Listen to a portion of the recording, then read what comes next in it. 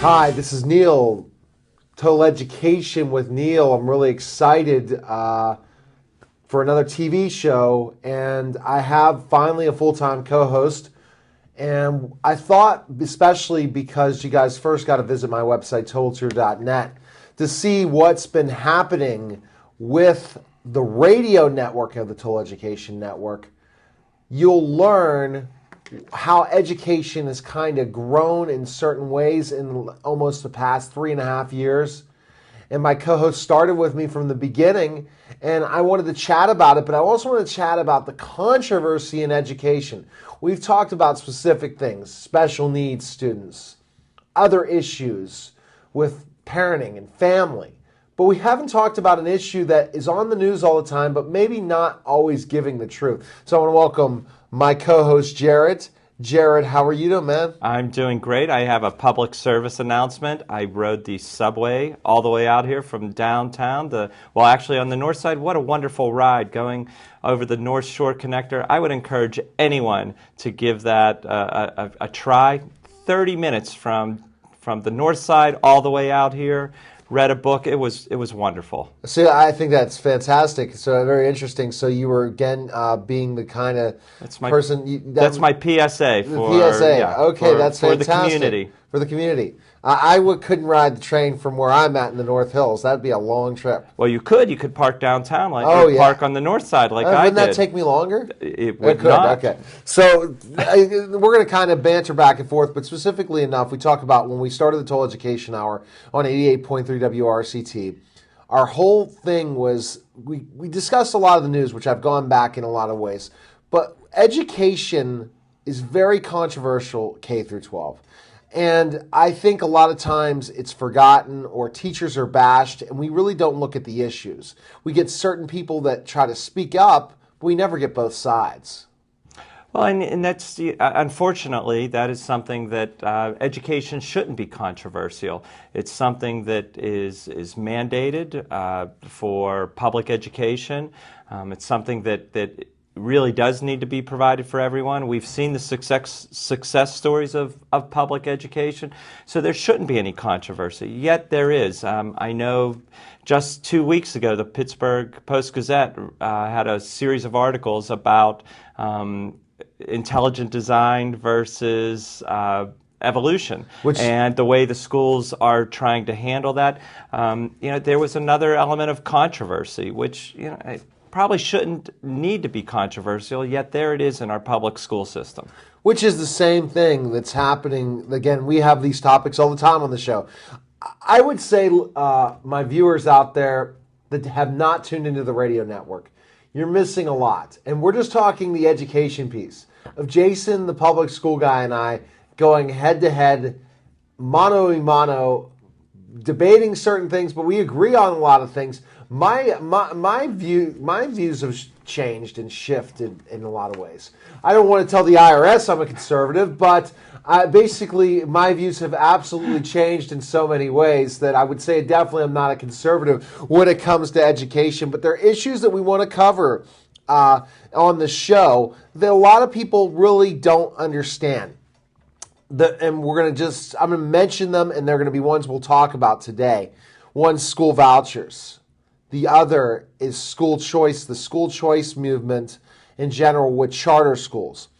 We're also going to look at the standardized testing fight that we're under right now. We're going to look at things with Secretary Arnie Duncan and game plans of ways to do that.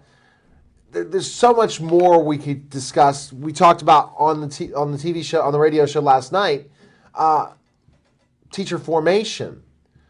But it's a situation where if you look at charter schools, school vouchers, and teacher unions, I think that teacher unions, again, are getting a bad rap in certain ways, but other ways. But it's funny to hear you say public education, Jarrett, is fine and dandy. So that's a public service announcement right there by Jarrett and powered by Jarrett that public education is fine and dandy. Well, certainly there are elements of it that absolutely need to be improved. And really, when you've talked about school choice, vouchers, standardized tests, we're looking at the foundational elements of education. Let's talk about the very first layer, and that's what we're really examining. And I think that's where the controversy lies.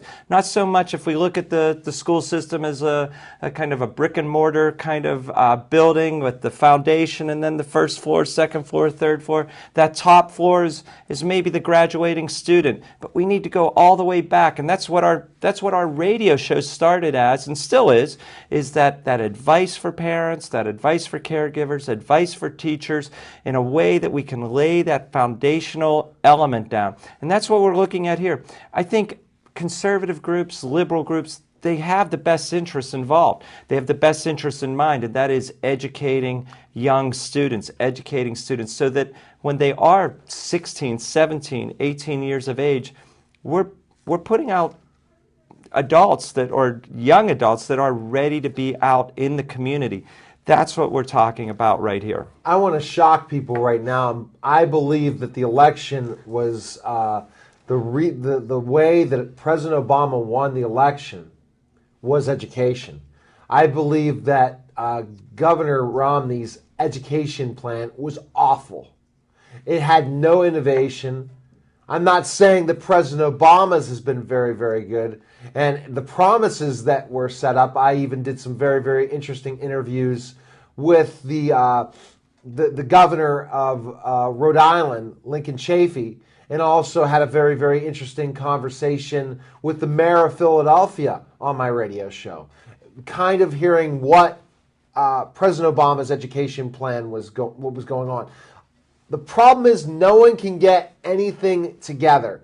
No one can, but I believe that education was the reason Governor Romney lost. He didn't have a strong education plan, and that's what Republicans in a lot of ways don't really value public education, and the ones, the talking heads, which leads to lots of things. And I think that's what also leads to not hearing the Republican side of things on certain radio shows, not hearing the Democratic, and if you're just listening to the radio, no one wants to bring up education because of the controversy. And there comes that lies the critical foundational layer for the conservative, and I don't like to use labels when it comes to education, because again, I think all sides have the best, and I'm not being political here, I truly believe this. I believe that all sides have the best interests of children. And that's actually nice to see in today's world where everyone can at least agree they want what's best for someone. We don't always have those elements. But you hit something very important there. When you have a mistrust of or a distrust of big government, right, it's hard to be able to trust public education. And that was the element of Governor Romney's educational plan that was truly missing. Well, it was there, but he promoted or broadcasted that level of mistrust of big government involved in public education. Well, big government is involved in public education, and if we don't trust them to make good decisions, still leaving it up to the local school districts, but not every state runs the same way as Pennsylvania with local school districts. So there is a level of autonomy that Pennsylvania has that not every other state has. But you've really nailed it with that. How do you have a plan for public education when you don't trust the very people that are in charge of doing it? The competition that has developed between the ed reformers and anti-ed reform and the teacher unions, because you have so many different elements involved in this. And we could take 3 or 4 shows, ladies and gentlemen, to go into this. And that's why, but again, it goes like this. Around and around since I've been in education for almost 10 years. It changes, but it goes and remains the same. Where we're heading now, I don't like it at all in public education. And I definitely want Jarrett to put his points apart, go into the situation when we talk about school vouchers. When we talk about... we will. We'll definitely do that. When we talk about charter schools. When we talk about the whole situation with ed reformers and teaching the test and how we evaluate teachers. Well, there's no question. All of those are critical elements, and all of those, again, are the foundational elements of it. foundationally, we're looking that our children are learning. We're looking that they're retaining knowledge. We're looking that they are able to problem solve. All of those are the foundational elements, part of the first floor, the ground floor of education. And then we're able to build upon that. But that starts at the kindergarten. Maybe we could even say it starts at preschool levels, 3 to 5, maybe even before that with early intervention and 0 to 3, talking about the way the brain develops. Again, the key elements are here, for us to put that foundation out. And what we have done on our show right from the beginning is offered strong advice, strong plans. There needs to be a plan. The world has changed completely. I imagine that we've always had these controversies with public education. It's been around since the 1800s, maybe not when it first started, but I imagine there's always been that controversy. But today the world is so much more different. We have single families, we have grandparents raising children, we have community needs that have to be met by the school. We could bury our head in the sand. Exactly. We could put blinders on and say, hey, that's not my responsibility. Or we can address that the world has changed and now we need to offer that. The world has absolutely changed. Or the United States has changed. I'd say the world. And that's a great point you brought up. And that's where so our viewers out there are learning very, very quickly. As I always have to watch when I say listening audience or viewing audience. And again, it depends on specific things. But if you look at things, Jarrett, where we're going, where we're headed is going to be quite interesting because it's an international competition. And are we making a mistake making it an international competition? Well, I'm going to be controversial right now and right here. Let's throw out the word competition. I've talked about this before on our radio show, going back to, 2-year-olds, 3-year-olds, and for our television audience who has not had a chance to really tune into the radio show, they will learn that learning starts at the very beginning, from birth moving forward, and there's an incredible amount of learning that takes place without competition. When you have a 1-year-old who is learning to walk, there's no competition involved in there. It's not comparing that 1-year-old to the next person. So then why do we put competition in kindergarten? Why do we put it in first grade? We need to have, and we've talked about this on our radio show, and we're addressing it right here, we need to have a standard, a level. President Bush was criticized on so many levels for No Child Left Behind.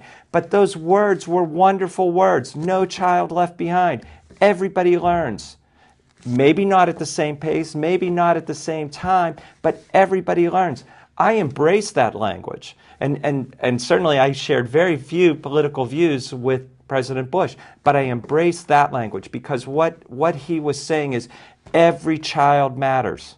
And I thought that was wonderful to hear. When we get back, now it's time to take apart each part. And I think the first part is the competition factor, standardized testing, and why we are teaching to the test.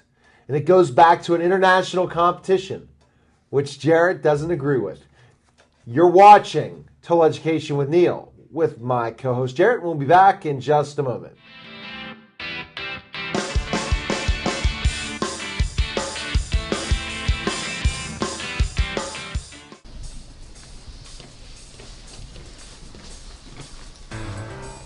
Hey, ready? Of course I am. What are you waiting for? I was waiting for you.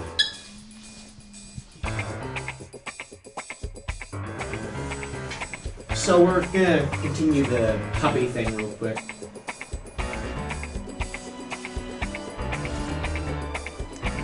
Okay, places everyone. In a minute! Do I have to do everything myself?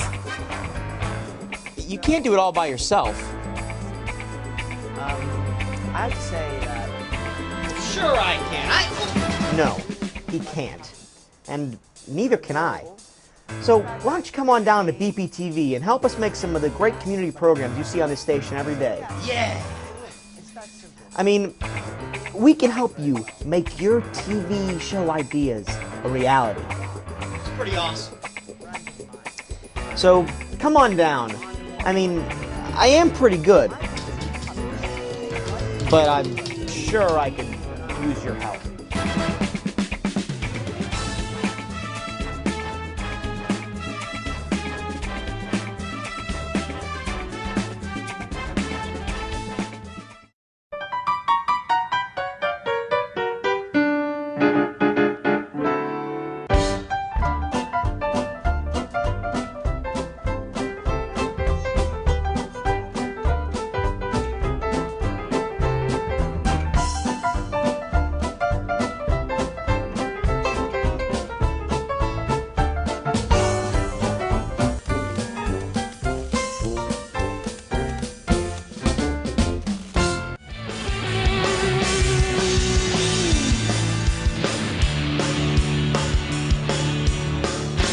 We're back to Total Education with Neil, with my co-host Jarrett. And Jarrett, we're talking about something that's been part of my radio show network for 3.5 years. 1 hour on television is not going to, but it's going to give people the idea that I got to tune in. The internet, when people say, well, it's all podcasted on internet radio, guess what? You can listen to your iPhone while going to work.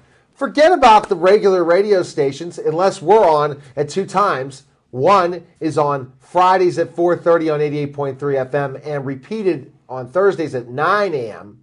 on 88.3. And then the other one is 1080 WWNL at 7 a.m. on Saturday morning and 3 o'clock on Saturday morning. 2 different shows, 2 different formats, but you'll get a lot of the information. But now I want to go right into the whole thing we're going to talk about before, Jarrett. And that involves, first of all, standardized testing. Why President Bush implemented No Child Left Behind, where we have gone from here, why we're so concerned about things.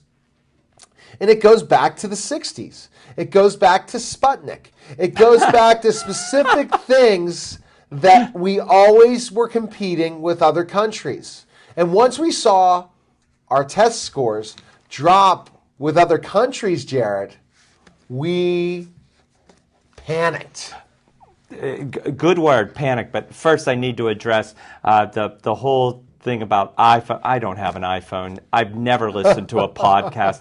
I hope that radio never goes away because boy, They're going to be in the cars. I will be in big trouble because I have no idea how to actually access a podcast. The good news is that every car will have will have the World Wide Web so they'll all be able to access the internet. And so our audience knows I embrace technology. I have a I have a tablet, I have a Kindle, I have computers, I even use voice recognition software for the book that we're writing and putting together. I just don't get the whole internet radio thing. But I'm glad it's out there. I'm glad we're out there. That's where so many of our stations are, is on the internet. But you mentioned a word, panic. I'll even go one step further. I know Sputnik, when you first said it, I laughed. It sounded absolutely crazy when you said it. But then when you mentioned the word panic, it triggered the word fear.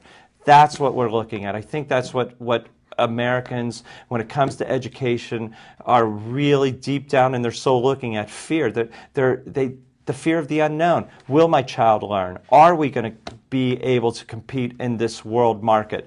And there again, competition in the world market, totally different set of circumstances. That's an economic system. Competition does not belong in the educational system. Has no, and I know that's controversial, and it's okay not to agree with that. But I'm going to explain why competition doesn't belong in there. But you mentioned Sputnik, and that was fear. That guided us to the space race. When the Soviets put that little tiny satellite that didn't do anything up into space, we reacted with fear. Fear's not necessarily a bad thing. It got us moving. We began moving in the direction that we wanted to go to reach space and compete with the Soviets. Competition with other countries, market system, that's okay. We don't need it in our educational system. Well, let's see, I disagree, and listeners, viewers out there, I absolutely disagree. Competition is going to happen in education. The reason is, and we're not going to be able to compete through standardized testing. We have to compete through competency. Competency in college. Competency to go on and compete. be able to compete with the global market that is competing for the top universities in America. And if our system continues in this, again, alarmist view of education. So let's just jump right. We said no child left behind. Right to no child left behind. Right. No child left behind. Again, it was a good law to a point, but here's what happened with NCLB.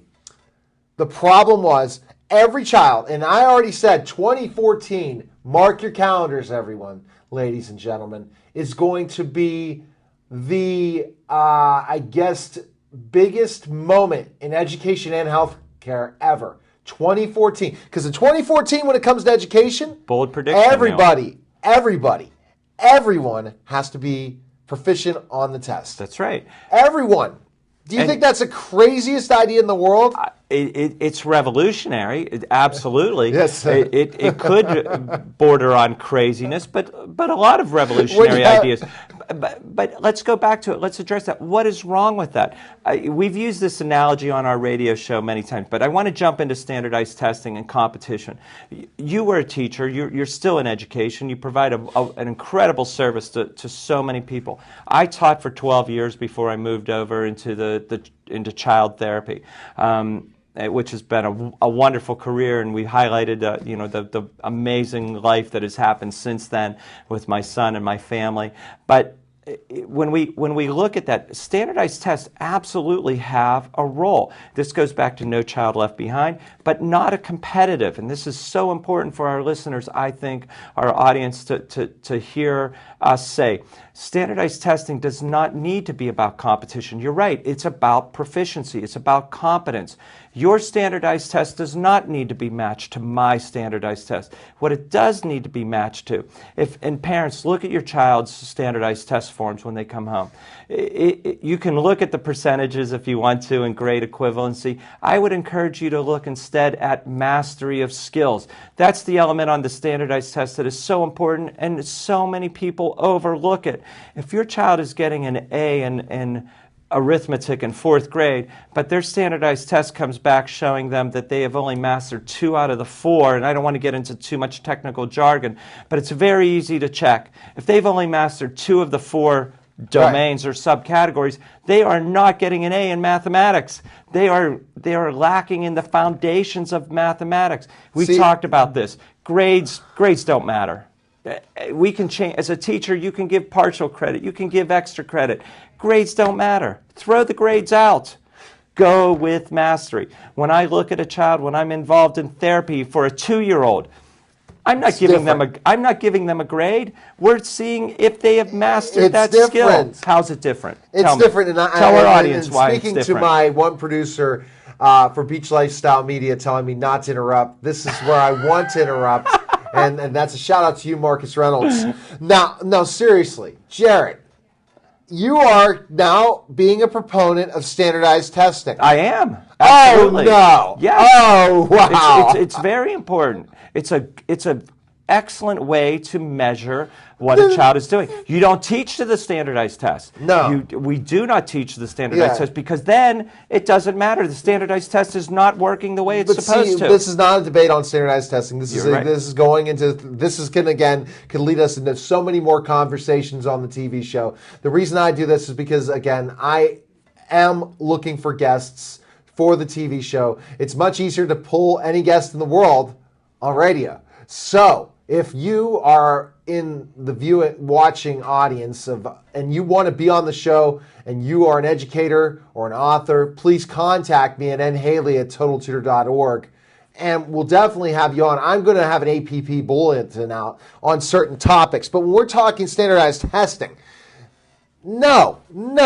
This has been the biggest problem. NCLB, this proficiency, I was waiting for you to say there is no way that every student can be proficient by 2014. Of course there isn't. There is no way. Where's the explanation at? There is no way. But But we need to at least have a line. We need to at least have a place to start. We need to have a starting line. We need to have a finish line. 2014 is our finish line. Everyone knows that it will not happen, but it's important to have a goal. We need need observation. You need to go Absolutely. observe the schools and see how terribly watered down they are right now based on what your premise is. Okay. Not my premise. So I will continue this because, again, what roundtable discussions bring are sometimes is what we planned isn't going to happen, especially from a response. And Jarrett and I have not bantered like this in a while. Are we out of time for this segment? No, Because no, you we're know not. where I'm going. No, with this. definitely. I know how to keep time. I've used this analogy, this example, multiple times on our radio show. So many professions that we have standardized tests. They have forms of competency. An airplane pilot has an entire checklist of things that they do before that plane even leaves the ground. To a degree, that's a standardized form. That's a standardized test. It has to meet a criteria. Do the engines start? Yeah, it's a pretty good idea. Are the flaps working? Yeah, we better make sure they're working or we're going to have some trouble when we get up into the air, if we get up in the air. But now I want to go back to the one that I think is most important. A few years ago when Captain Sullenberg landed the plane in the river, yes, flying it over a bridge, under a bridge, but landing right, a huge plane in this tiny river. Now, we've had this discussion many times. His point was anybody could do that. Any pilot who was proficient.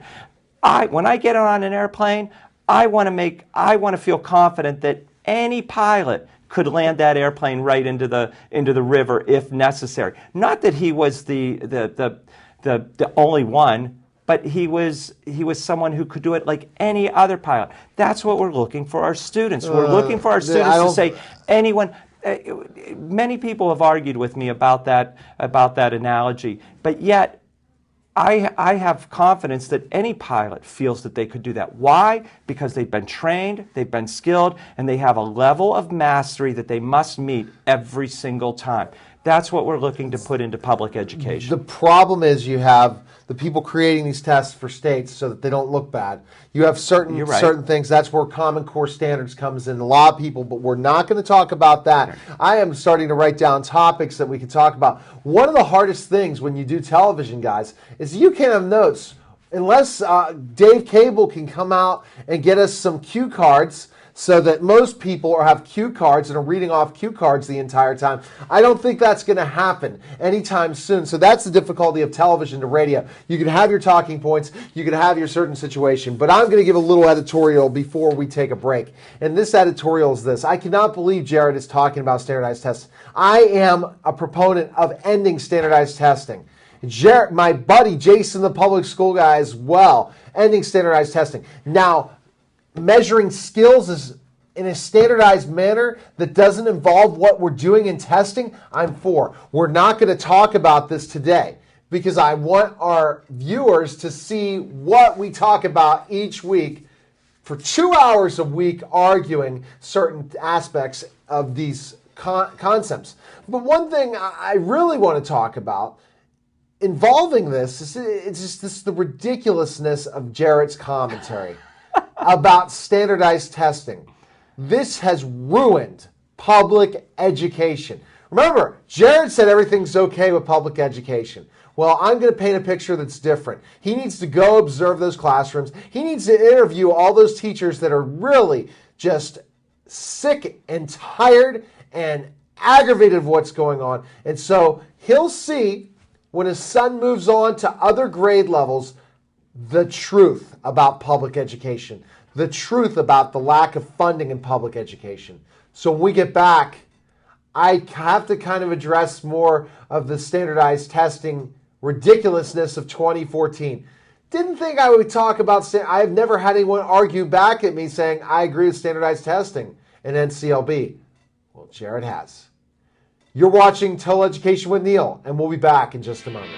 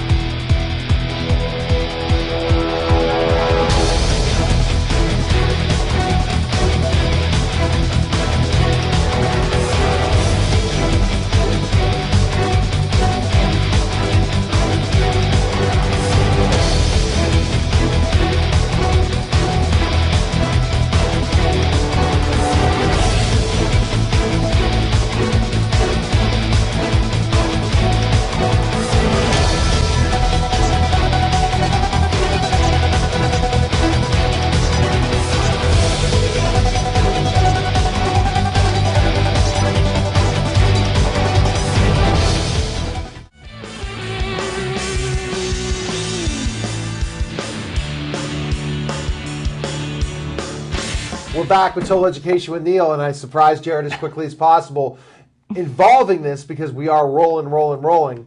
And he says, let's get out of standardized testing. Oh, no. When you get in a roundtable discussion, Jarrett, we might not cover certain aspects of it, but I am not going to, and I know our viewers out there are shocked saying, the great questioner, well, you have to listen to the entire network to hear my opinionation on my Q&A show on the network with Maggie Stevens from the Parent Fix. We're looking to try to get that show on terrestrial radio all over the place too. And I could just imagine Jarrett in the Q&A and hearing some of the answers to the questions that I bring every week to the network. But Jason and I news, maybe Jason's brainwashing me. But listen here, standardized testing, we are really running into an issue that's all that they care about. So you cannot. But let me give you a point. 2014, I want you to answer this question. You have not answered this question. Okay. And here's the question. The question's in 2014, Jarrett. 2014, everyone has to be proficient on the test. That is not possible. Well, I think I have answered that question, but I will. You reiterated no, I will repeat it because I'm not sure that you were listening when I said that. But I did answer this question, and simply put, of course, it's not going to be met. There is absolutely no way that can be met. It's 1 year away. We're not going to get there. Why is it not going to be met? It isn't going to be met because we will not be able to get everyone up to that level. Ever? Again, we've talked about this, and this is so important. Because a child doesn't demonstrate skills at 8 years of age, doesn't mean that they are not going to demonstrate those skills at 9 years of age. But here's the critical element. If a child is not, and here's the importance of standardized tests. Again, avoid the age equivalency, the grade equivalency. Avoid those. Those don't matter in a standardized test. What matters is what is your child, your child, your children, my child, what are they showing a mastery of skills? There's no competition in that level of a standardized test. It's not about who has the higher percentage. It's about a level of mastery of skills, and that's what's important. If your child has not learned their multiplication tables and they are in 3rd grade, and yet they're still managing to bring home an A in mathematics, they're going to have a very difficult time moving on to mathematics in 4th grade, 5th grade. There's the value of a standardized test. We can look at those elements. A teacher may absolutely miss those if they are providing simply input by grades. But when we're looking at the ability to rationalize numbers, to understand concepts, to put together multiplication as groups, as fast adding. And again, we're moving on to some teacher jargon and some educational kind of specifics that may not really matter to our audience. But what I am really putting out there for our audience is that standardized tests have a role. Are they the only role? Absolutely not. And that's what I want to be clear about. So to answer your question, will we make it by 2014? No, we're not going to make it by 2014. Could we make it by 2015? Never. Perhaps. Here's the never. But see, I'm an optimist. I'm an optimist. I'm not sure you are. He's drinking the Kool-Aid of public education, ladies and gentlemen. The problem is with the premise of No Child Left Behind is everyone, regardless of disability, regardless of anything involving their special needs can be, and it's not possible. The reason it's not possible is because we've not allowed everyone to be able to take an alternative state assessment.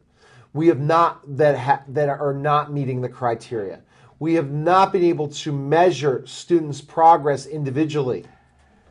That is one of the biggest problems. And now you've changed the direction of the conversation, and I will agree with you on all of those. That there needs to be an element of diversity within the standardized test. In which is a contradiction. How can you have standards when you're allowing for diversity? But you're right.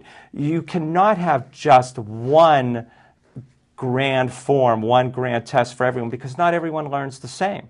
So there does need to be diversity. There does need to be modifications in the standardized test. Because again, the role is not about what examining in a competitive atmosphere. What we're looking at is mastery. I happened to take a class about about 4 years ago, a sign language class at the Community College of Allegheny County, CCAC. And here's what I was most impressed with CCAC. I have a master's degree, I've started PhD programs, and yet I was in a classroom with students that were involved in modified learning. They had assistants, they had aides with them in that classroom. A number of my classmates, they had a problem with that. Because they were looking at it as a competitive nature. Why should they get that and I don't? That's unfair. And my response was, it's not competitive at all. You have your thing going, I have my thing going. It's about learning. If that's what that person needs to be able to become proficient at sign language, I'm all for it. Yet, there were standards that we had to meet. Everyone in that classroom had to meet certain standards that were developed by the teacher within the school framework. What is amazing is when I thought I'd bring up President Bush's NCLB, if we took a poll of teachers, parents, administrators, how many of them will be for the whole standardized testing thing? I'd say 25% of the entire country. The problem is that Republicans' goal is to eliminate public education in general, especially the Tea Party. Democrats want to show that public education is strong and that we can reform it. And then you have your teacher unions that absolutely are against both things. And now they're fighting for the other. What I'm saying, Jarrett, is none of those will be proficient if we don't have the right measurements and standards. Absolutely. Okay. There's no question. We're in agreement with that. But what the reason for the standardized testing was the PISA. And unbelievably enough, we can go into standardized testing this entire show because unbelievably enough, we're almost already halfway through and even more just on standardized testing. I have topics for the next couple months, which is amazing. But if you tune in every day, you can find out what's going on. Listen, here's the point. And I feel like it is Hannity and Combs. It really is, and that's funny. Jason and I are pardoned the interruption. PTI, the way we do things in our... Sure, that's the cool show. We're the nerdy show. Okay. No. All right, thanks a lot. No, the great ratings show. The great ratings show. He kicked Combs off. And Hannity's ratings are better now. So look out, Jarrett. No, but listen, and I'm shifting my camera, and I'm sure my camera people are like, oh my gosh, because this is different. This is can become more of an argument. The PISA, the reason why we're doing the standardized testing is so that we measure their progress so that we can perform well on the PISA. And that's the international test, where we rank 27th in mathematics. I don't know the numbers. We rank 35th in science, and our numbers are just awful. But there's no oversight involving the PISA. Certain countries decide the brightest and best. Correct. They have a smaller pool to choose from compared to the United States. So that's the problem. That's where we're nervous. So now we have to hold the teachers accountable, Jarrett. Of course. We have to hold the administrators accountable. Of course. And the only way to do that is teaching to a test. Absolutely not. There are so many other ways to hold people accountable than teaching to a test. And we could. I think we have really put our ideas out there. I think our audience has absolutely heard them loud and clear. I'm in agreement with you. Standardized test is only one element of developing or getting the total picture of a student's mastery of skills and of knowledge. It's simply one element. It's an important element. As far as the international testing, don't pay attention to it. If other countries are sorry, that's not going to happen. Right, because we base on we again look at fear. And I would also argue this: if we're not sure about the numbers, I don't think I'd put any numbers out there. But that's just me looking for accuracy. Okay, so that's what the Philadelphia mayor said. We're ranked so and so in mathematics. Well, I mean, like I said before, it's in the 30s, it's in the 40s. What's it matter? We're not number one, Jarrett. Exactly, and so don't pay attention to those. Again, focus on mastery. If the other countries are not operating by the same rules, then it's not a valid test. If everyone is not, and we've talked about this in education, there needs to be validity. There needs to be ways of measuring skills, holding teachers accountable. We talk all the time about parents being accountable for their children. Teachers also need to be accountable for the children they're educating. As a child therapist, I'm held accountable for what I provide for families. I really work hard to provide the best options, the best strategies for families. This show has grown and been built by the foundation that we started with, and that was providing knowledge, insight, years of learning that you and I did, starting at undergrad, going to our graduate studies at Duquesne University, a wonderful college university for education, and then educating ourselves as we progressed. Were our ideas controversial? And when we taught, absolutely. Are my ideas controversial as a therapist? Yeah, pretty much. Do they work? A lot of the times they do. Do they work all the time? No, they don't work all the time at that particular moment. Will they work later on? They may very well do that. That's what I'm putting forth to our audience. We need a broad picture, a long-term picture. 2014 is just not far enough down the line. So we can continue with that 2014 thought. And now I have taken the focus a little differently. I guess we're going to have part 2 of what we talk about on my radio network, TotalTutor.net, for more information. Twitter, Total Tutor. You could just go ahead and tweet me right now. I'll be able to check it out and tweet back, or Facebook Neil S. Haley. Friend me there. When we get back, more Total Education with Neil with Jarrett. We'll be back in just a moment.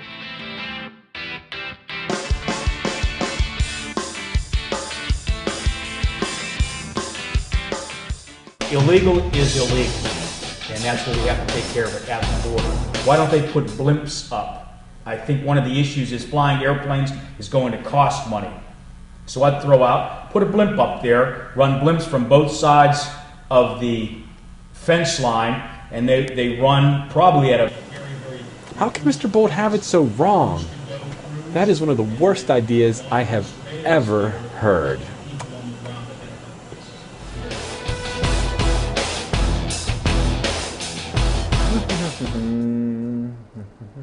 Wait, what's this story? Military surveillance blimps tested at the Texas-Mexico border? Bolt had it right all along. Oh man, never gonna hear the end of this one.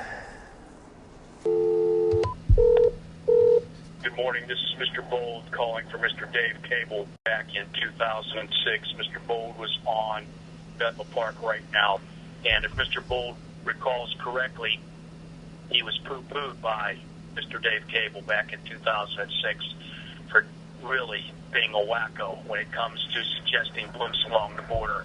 I told you back then that I hoped that I never saw anything official using the word blimp. Well, much to my enjoyment, the word blimp has been used in an official article when they talk about patrolling the borders.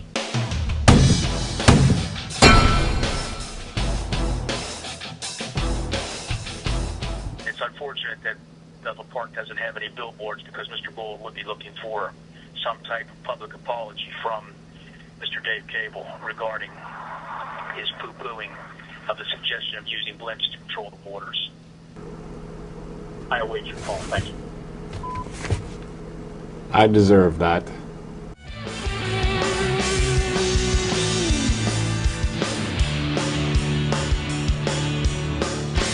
We're back with Total Education with Neil, with my buddy Jarrett, even though we have not been kumbaya so far. But you have to listen to the program to understand why we feel this way. There's tons of podcasts for you to listen to, or live radio on the 2 local stations in Pittsburgh. And we're happy, thanks to BPTV, for having us, give this opportunity. We love Bethel Park. And thank you again. Now let's go and Dave Cable. Let's go right specifically. This is where I'm going. I said the piece up.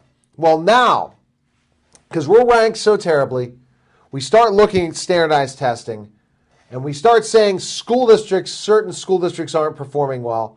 So we go into this big process of we got to allow school choice. We're not serving the urban community. We're not serving the rural community. We got to make changes so school choice develops out of the Republican Party and possibly certain Democrats, even though unions would say these Democrats aren't Democrats at all. Is that a good idea? Because of the alarmist of your standardized testing that started with NCLB led to education reform. Well, certainly educational reform started way beyond No Child Left Behind. Educational reform, again, has been part of public education from the inception of public education. There are many people that argued in the very beginning of public education that it was unnecessary, that it was the parents' sole responsibility to educate their child. I always think choice is important. One of the foundations for language and cognitive development is providing your young child with choices. Do you want juice? Do you want milk? Even before they can even communicate. It's a choice, not a big choice, but it is a choice. I think it matters that we need to have choices within the educational system.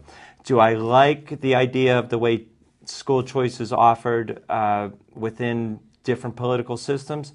Not particularly, because quite honestly, there's no real choice that is out there for some of the most disenfranchised of those within our economic community. Now, are there choices for those people that have more economic resources? Absolutely. Now we've moved away from the American system. When we have choices for some people and no choices for other people, we've now moved away from the egalitarian system that the United States is founded on. So am I for choice? Absolutely. Do I believe that we all need to have those choices? Absolutely. Well, so the school choice movement stems from, and you don't believe this, the huge education reform school choice movement stems from the standardized testing. Because they look at how many kids are not able to read in certain districts. Mm-hmm. Certain schools in Philadelphia, 70% of the kids are illiterate. You have schools in Cleveland where you have 60% illiterate, cannot read when they graduate from high school. We see these things through the standardized testing. So that's i.e. why we decide to do certain things in education reform. Let's first go one of the biggest proponents I was, and that was charter schools. And like I said, we can go into directions and continue these conversations, but I want to bring on experts for every one of them in the studio to talk about it and hit them with the hard questions. Charter schools. I was such a proponent of them, but I'm not anymore because they have a great idea. They give parents another choice. Right. It's public education, not private. The high standards, parental involvement. Problem is, the people running them are for-profit institutions.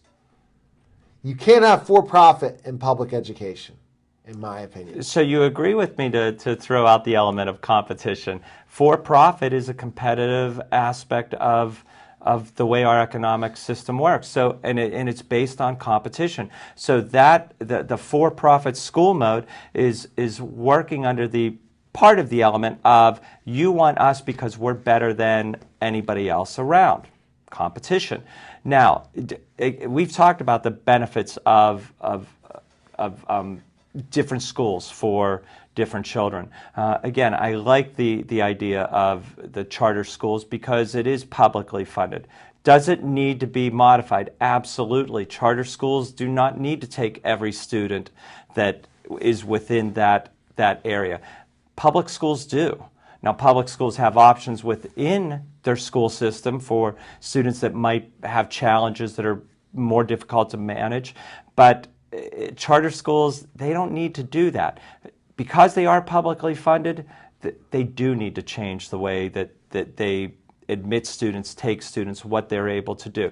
But have they provided a valuable resource for communities, especially communities where you have mentioned in urban school districts where children are not learning? Again, not all the parents' fault, not all the teachers' fault, but there's blame everywhere. And how did we identify those elements of it? Through standardized testing. I might argue that many of those students were probably getting B's and C's in their reading classes. How could they have moved on? Yet standardized testing helped us identify that. Now, with the voucher or with the charter school system, again, a good idea. Do I think they should be for profit? Not necessarily. Could they be nonprofit status and still serve that community? Absolutely. They probably wouldn't do a good job. But I think they would do a good job. Again, that's the optimism that I have and that I'm not sure that you share with that. I think they could do it. There's plenty of nonprofit organizations. In fact, there's amazing nonprofit organizations that meet the needs of so many communities and so many people, and they're not for profit. The problem is, non-for-profit, we figure out ways to make money as well. That's It's not a bad thing. It doesn't mean you can't make money as a nonprofit. I'm kind of okay with that too. You know, it's good for a nonprofit to have a cash reserve. Exactly. One of my sponsors again for Feed the Kids. We have to really. That's a great right. opportunity. What they do for Feed the Kids. Jarrett, what charter schools, the problem is with for-profit is, again, the unfairness of this is that they're honestly looking at the bottom line.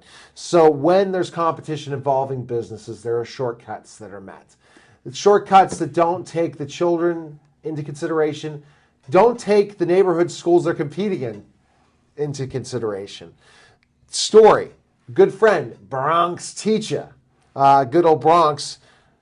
His school he's teaching at, he is, I guess, downstairs. Upstairs is a charter school. Okay. In the same building. 2 different doors to go in and out. I don't know how it works. But, yes, this is good old Mayor Bloomberg. Just make sure which door you're going. This is good old Mayor Bloomberg. And he's, I guess, finally, he's 16 years he's gone. And that's what they allow in New York City. You can be the mayor for 16 years. So basically, Mayor Bloomberg, that is one of his pushes with charter schools. So you have the same building operations. People could choose to enroll in either school. And it's a very, very sketchy situation going on. What I'm bringing up is a lot of times these charter schools are looking at the bottom line. They're not paying their teachers as well as the public school pays them. They are putting them under a tremendous amount of pressure. Yes, they're performing well, but I wonder how many of those teachers last in the profession for a long time. And there goes the IE of standardized testing. I guarantee you're not going to see many 30-year teachers anymore. You're going to burn them out in 5 to 6. That might be, but boy, you are really obsessed about this whole standardized test. Somehow we keep going back to that as our topic. Exactly. I didn't plan this, but again, look at we're saying. You know, again, let's talk about what we're providing for students, and let's go back for young people. I think even though we have political parties that seem to be on opposite sides of this, again, the intention is clear that they have the interest of the child in mind here, and that's why charter schools were developed. Are they run with a for-profit attitude? Probably most of them, maybe all of them, but at least the intention was there to provide a choice for some of the most disadvantaged communities that are out there. Well, okay, and that's true. That's actually true, Jarrett, but I don't know. So let's go school vouchers real quick, and then we're close to running out of time, which is amazing, but we're going to have to go into more of the areas. I think I said I wanted to touch upon all the areas, and I think we touched upon everything, standardized testing, school vouchers, but there's so much more to go into. Secretary Arne Duncan, President Obama, the direction we need to go in education. So let's go into the school voucher thing. I'm a big proponent of school vouchers. Here's Jason, the public schools guy's reason he doesn't agree with them. The reason he doesn't agree with them, and this is because you're funding private institutions, mostly parochial schools, with public money, which the whole separation of church and state. I'd even go further beyond that. Vouchers, they don't go far enough. I don't believe in vouchers, so I'm firmly standing with the no side of this. There's a lot of elements to vouchers that I would think that the Republican Party would probably disagree with, and that would be the first one is vouchers are federally funded, or at least the proposals are federally funded. and you have the federal government telling you what to do with the money that they are giving you. I would think that that would be a huge constitutional restriction that Republicans would absolutely argue. So to put it into simple terms, you have a voucher for $1,000. The federal government is telling you where you can put that $1,000. So I hand you $1,000. Have I really given you $1,000 if I've said you have to use it this way? So there's a restriction there that I'm not sure is even constitutionally correct. I'm not sure that that can be done. The federal government doesn't give you your tax refund. I know you make a lot more money than me. You may not get a tax refund. I happen to get a tax refund. Federal government doesn't tell me you have to use this tax refund right here. Yet a voucher system does. Different than a tax credit. Now, if we want to argue tax credits, I still don't agree with it, but that's different than a voucher system because someone is telling you where that money has to go. There's an element of unfairness there where you are telling someone, you're telling a school, you can get this money. Not this school, but this school can get this money. So there's an element with vouchers that there's many elements within the voucher system that really have to be examined. And then you do have the separation of church and state. But again, voucher systems go beyond parochial schools. They're an option for all independent schools where voucher systems are in place. So, you know, the separation of church and state argument, it's part of it, but it's not a really valid argument because the element that there are so many other independent schools. In fact, you could argue that parochial schools are going way down the list of options as parents have for schooling their child. So voucher systems, here's the other reason they don't work. Who benefits? I'll ask our audience. Who benefits from a voucher system? You get a check for $1,000. It's not 1,000. It's not just more than 1,000, but we have to stop. 1,500. Not much more than that. A lot more than that. You're looking at some of the poorest ones we're going to get in Pennsylvania, 7 to 8 grand. We're just going to go. So we're not going to get into that because it did not pass. But we are running out of time. That's why we can't get into it. You got to go to totaltutor.net for more information and listen to all the banter between Jason, the public school guy, and Jarrett, and all the great education talk. Total Tutor for Twitter, Neil S. Haley Facebook. Have a great month. We'll talk next month. And I definitely want you to email me at nhaley@totaltutor.org. Good day, everyone.